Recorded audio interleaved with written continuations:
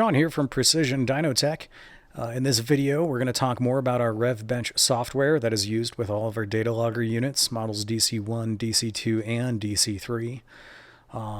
If you've been following along, we made some tests in one of our previous videos. One was an increasing sweep test, one was a decreasing sweep, and one we just manually logged some data. I do have this all set up on a test bench. So I've got a signal generator that's giving us an RPM signal, and then I've got some little knobs that are simulating a load cell.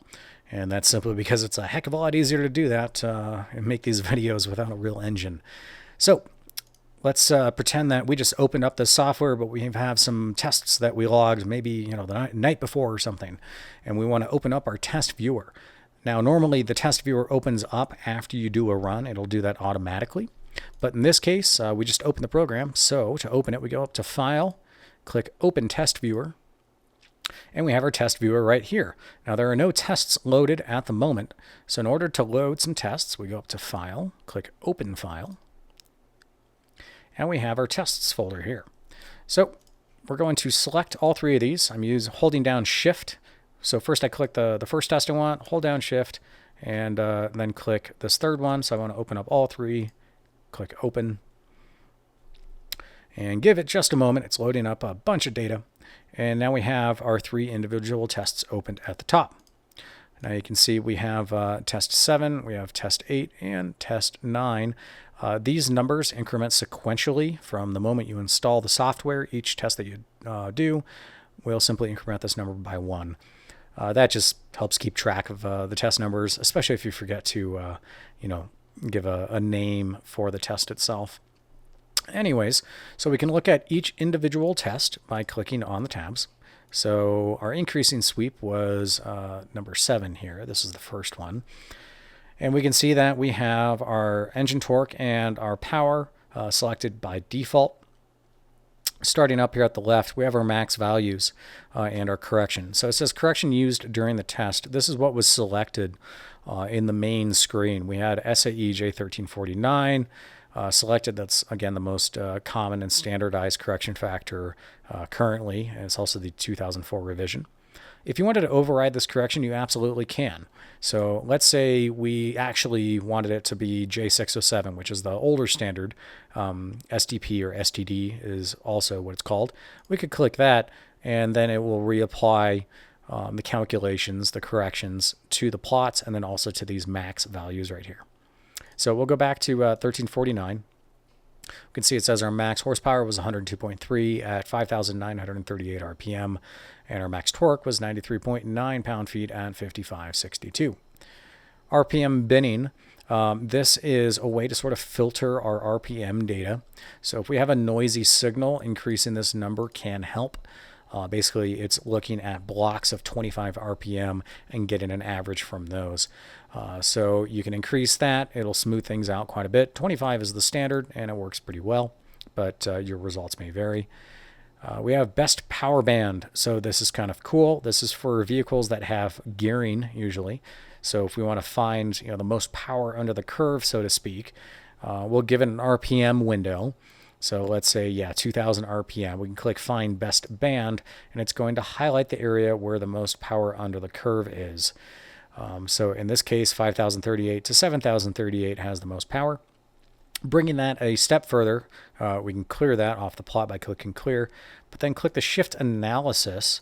And what this is going to do is bring up a way that you can enter gear ratios. So let's say we wanted to load the Formula V. These are some Formula V race car gear ratios. And then once we have those gear ratios in, we can calculate our shift points. So if we click that, it's going to tell us, okay, so from first to second, you'd be best shifting at 7,000 RPM. These numbers are kind of not accurate, of course, for Formula V, since the recorded test we're looking at was just done on my little test bench here. But regardless, this is going to tell you the optimal times to shift at, which I think is a pretty cool little feature. And then you can close out of that, of course, by clicking Close. Now down here on the left-hand side, we have all of our individual data measures. Now some of these won't apply for your setup. They're always logged, but they don't necessarily apply to every setup. So speed, for instance, usually that's only going to be for chassis dynos. So that doesn't really apply to us here. We have inertial horsepower. So this is going to be dependent on settings in your main settings page if you have inertial compensation enabled. If you don't, not a problem. We can actually still apply inertial compensation, but we'll get to that in a separate moment. That's done over on the right side. Analog 1, I do have analog 1 currently plugged in. It's just a little rotary potentiometer right now for purposes of this video. I didn't change it during this test, so you're going to see as it gets plotted up here at the top, it's just a flat line because I didn't move it at all. So going further down, of course, you can enable or disable any particular channel with the checkbox. That's pretty simple. Let's see. If you want to change the colors, you can click the little icon there. You can change whatever color you want for any particular measure. And then right here, these values are filtering. So if you wanted to apply more or less filtering, you can do that. You can see it got a little bit wavier by removing the 30 in our filter. This goes up to 99 as a max filter value. If you find that that's not enough, let me know, and I can make some changes to the software. But I found that 99 is definitely more than sufficient. And keep in mind, as you apply filtering, it does affect the data. So, only filter as much as you need to get repeatability. R2. So this means adding a secondary y-axis on the right-hand side. So all these values on the left are currently plotted to the y-axis on the left-hand side. One thing to keep in mind, of course, torque and power cross at 52.52, as you can see here. If we were to plot one of these to the right side, that's not going to be the case. They need to be plotted on the same y-axis. But let's say you have like EGTs and your thermocouple is measuring 1,000 or something like that, but your horsepower and torque is only in the range from 0 to 100. That's why you would activate this secondary axis so it doesn't mess up all this data. So a way to do that, I could put like RPM 1 on here. It's just going to be a horizontal or a line here. So you can see that, but it shoved our power and torque values all the way at the bottom. We can't even read them. So let's put RPM 1 on our secondary y-axis.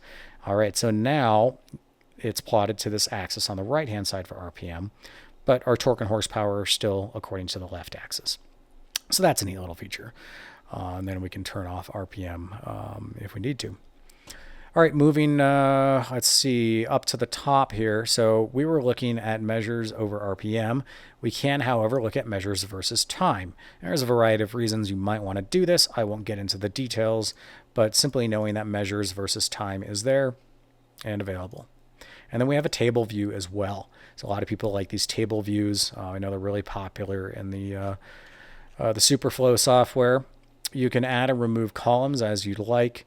Now there are columns that you can't remove, like your power and your torque. That's just default. You can see I've got analog 1 selected. I can turn that off if I want. So pretty simple there. I can add the thermocouple channels. Now these RPM increments right now are set to 100. However, you can change that right here. Click it and you can choose 1 through 500. So we could do every 500 if we wanted.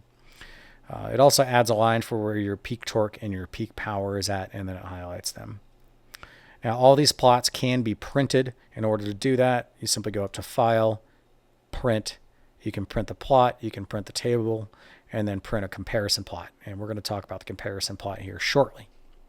On those printed versions, there's actually more information put at the top of each page. That's gives you information about the engine, the testing details, like your environmental settings and such. And I'll probably go over those in a little bit, but not just yet. Moving over to the right-hand side, we have test details. So we have our test name. So RevBench Demo. This was entered on the main screen under the test name. It's not required to be present, but of course it does help with identifying certain tests. If you wanted to change that, you absolutely can. We could remove or demo from RevBench there and just leave it as RevBench. We can also modify the engine type and then just click apply. So the date, this is the date that it was recorded at and time. You can't easily edit those because that would just cause all sorts of confusion. And then we have our environmental settings at the time of the test. As you can see, it was 88.6 degrees Fahrenheit, 24.4 inches of mercury, and 18.5% relative humidity. We have our density altitude, and then we have our two main correction factors based on those numbers. That's just there for convenience. If you wanted to change those factors, as I mentioned, you can go over back to the left and select any correction factor that you want to override. All right, down here we have inertial compensation. So this is pretty neat. If in case you didn't have inertial compensation selected in your settings, it can be applied after the fact right now. I'm not going to go over in this video how to do inertial compensation because it's a little bit of guesswork when you have to do it after the test has already been done. It's not difficult, but just a little bit more than I want to get into at the moment. But that's what all this is for, is inertial compensation.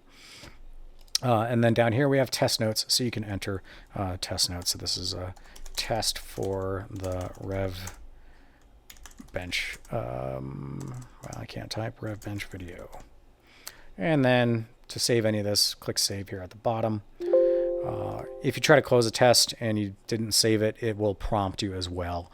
If you want to save it, it'll give you a little pop-up box. All right, so the individual test, that's just about everything. Now we have a comparison tab all the way over here at the top left. And if we click compare, we can see all the loaded tests right here. These are all the tests in this top bar. So I have 7, 8, and 9.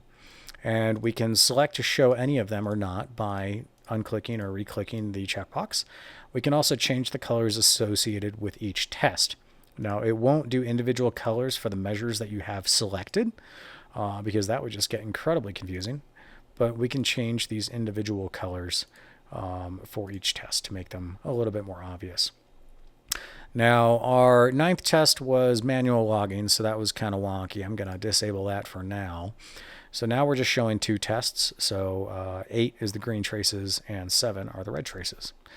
I can still see on the screen that it reads out the values wherever the cursor crosshairs are, so that's another convenient thing to look at. And then you can also do an average function. That's going to look kind of wonky here again because it wasn't an actual engine. But if you select average right here, it's going to take an average of the loaded tests. And they're selected measures. And then you can change the color of that average. And then you can also do a line style. So right now it's solid. We can change it to dashed. And you can see it turned to dashes for the average. You also have dotted and dash dots as well. Now, if you just wanted to display the average, select solo, and now it's only displaying the average of those tests. It also recolors, red being torque and blue being power just for convenience. So we can unclick average and it just goes back to showing the individual tests. We can select our measures over here at this sort of bottom left area. So display torque engine and power. We can, of course, change whether they're plotted on that secondary y-axis on the right-hand side by clicking the R2 button, and then we can also change the line styles as well. And then you can also print this comparison plot as well, and you would do that by going up to File, Print, and Print Comparison Plot. All right, we also have measures versus time on the comparison tab here as well. Again, won't get into details why you would use that, but it can be useful depending on your situation. Edit up here, so edit for your main plot settings. These are just visual styles. You can change, the plot widths of things. You can change the color of these cursor lines, which aren't visible when this settings window is open. You can change the cursor labels, what font size, bold, italic, and then the grid lines as well, and then their opacity. So that's what you can do in the main settings there. And then, of course, OK or cancel to close that window.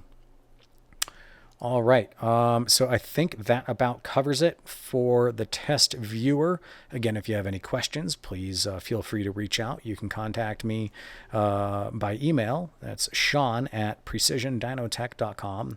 Sean being SEAN at PrecisionDynoTech.com. I always love to hear from my customers, and I love to make improvements to the software. Many of the improvements that have gone on over the last several months have been at the request of a lot of my customers, so I really appreciate the input. But again, that about covers this video for now. And I'm going to do some more videos in the future about some other features. But thanks so much for watching, and I'll see you in the next one.